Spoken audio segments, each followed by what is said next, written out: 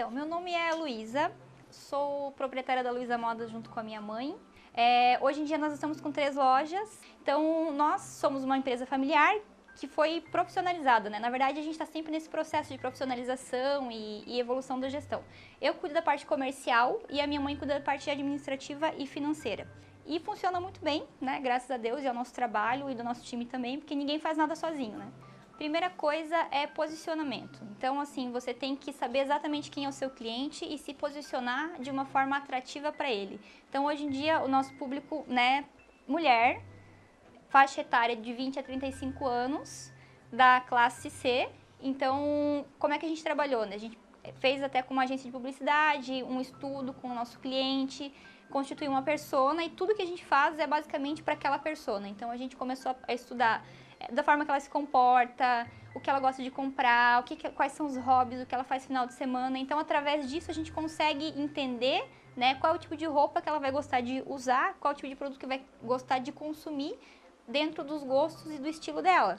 Então, para isso também a gente achou a rede social como uma ferramenta super estratégica para conseguir atingir esse público, né? Então, hoje em dia ninguém mais tem tempo. E uma das maiores dificuldades das mulheres é a questão de montagem de looks. Sabia que uma mulher perde até um ano inteiro da vida dela só para escolher roupa? Então pensa só, né? Se pudesse usar esse ano inteiro para fazer outras coisas, seria perfeito. Então, basicamente, essa foi a nossa grande sacada, né? Então a gente começou se relacionando com os clientes, não só montando look e vendendo para eles, mas, né, se relacionando mesmo, dando dicas através da rede social, e isso acabou atraindo muita gente, muito público para a loja, né, que curte esse estilo, que gosta dessa pegada. Assim como nas lojas, na rua, né, existe muita concorrência, hoje em dia na rede social também existe muita concorrência.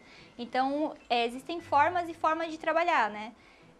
Nem sempre é fácil, né, a gente faz um planejamento, um acompanhamento de resultados diariamente, então todos os dias a gente analisa as publicações, quantas curtidas deram, quantos comentários, os feedbacks dos clientes, inclusive o cliente que ele faz uma crítica construtiva, ele é uma ferramenta importantíssima e valiosíssima para a empresa, que através disso a gente conseguiu mudar, evoluir, crescer muito. Na verdade, ser empreendedor no Brasil é meio coisa para louco, né? Todas as políticas, todas não, mas assim, muitas, enfim, legislações e políticas que a gente tem hoje no Brasil não favorecem muito o empresário, né? Mas para isso existe uma coisa chamada propósito, né? E amor ao trabalho, assim, amor ao que faz. Então, quando tem um propósito muito claro, quando tem muito amor ao teu negócio, às pessoas, enfim, a tudo, tu acaba conseguindo inovar, crescer, enfim, ter ideias, melhorar.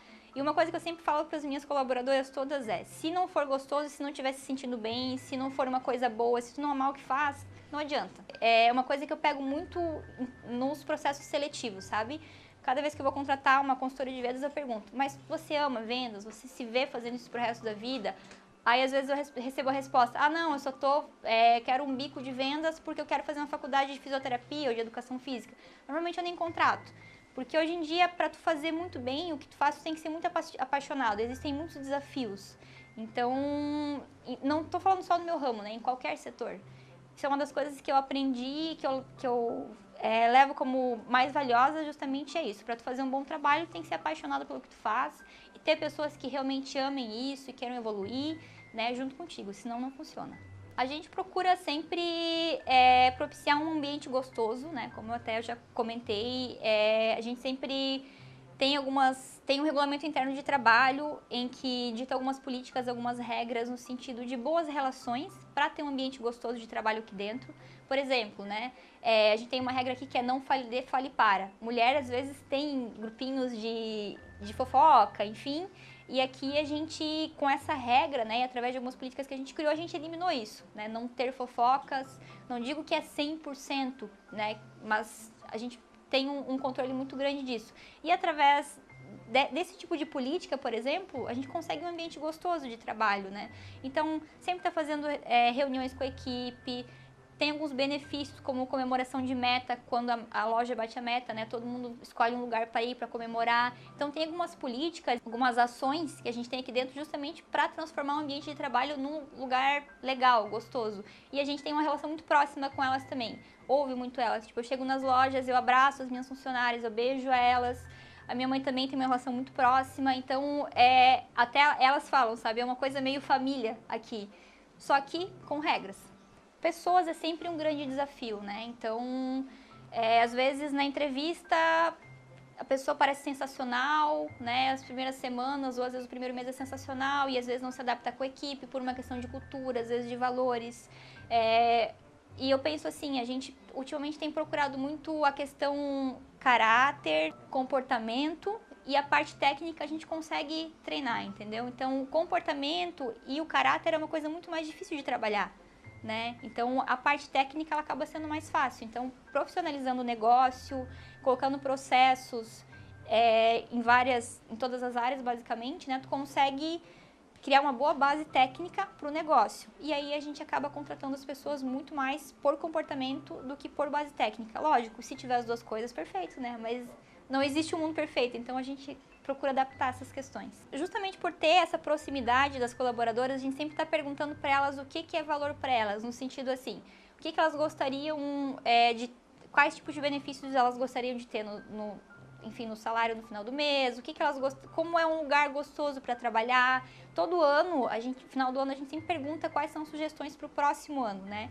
E implementou várias delas. Uma das sugestões foi o plano de saúde, a gente tem, né? Então, tem uma série de benefícios diferentes que a maior parte das empresas nossos concorrentes não tem. Então, acaba sendo um diferencial também para reter talentos. Nosso turnover é bem baixo, temos equipes bem concisas assim nas lojas, né? Lógico, eventualmente, às vezes acontece uma demandada, né? Saiu uma outra, e aí a gente trabalha novamente, monta a equipe de novo, consegue reter durante um bom tempo, mas essa troca, esse turnover é normal, em todos os setores, em todas as áreas, né? Mas eu considero o nosso índice de retenção de talentos aqui muito bom. Como eu já falei antes, né? Primeiro se conheça, veja o que está dentro do seu coração, o que você realmente gosta.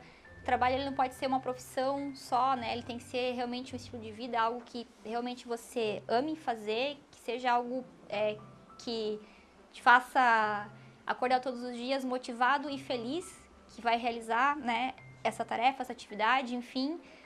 Ter muita dedicação, né?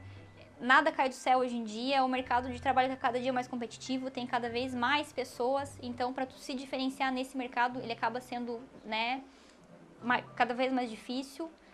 Ter mentores eu acho fundamental também. Querendo ou não, os mentores eles são referências. Então, por exemplo, sei lá, na área de inovação é legal ter um mentor, alguém que você admira, que você possa seguir os passos, né, e ter uma referência. Principalmente para quem é jovem, eu aconselho muita sabedoria, ouvir os mais velhos também, que normalmente quando a gente é jovem a gente quer dominar o mundo, né, logo de cara, e às vezes acaba quebrando um pouquinho a cara por falta de experiência ou por falta de maturidade, né. Então, esse tipo de experiência e maturidade a gente acaba aprendendo com o tempo, né, e conversando com os mais velhos a gente acaba aprendendo também com os erros dos outros. Então, humildade, maturidade, dedicação, foco no trabalho e muito amor ao que realiza.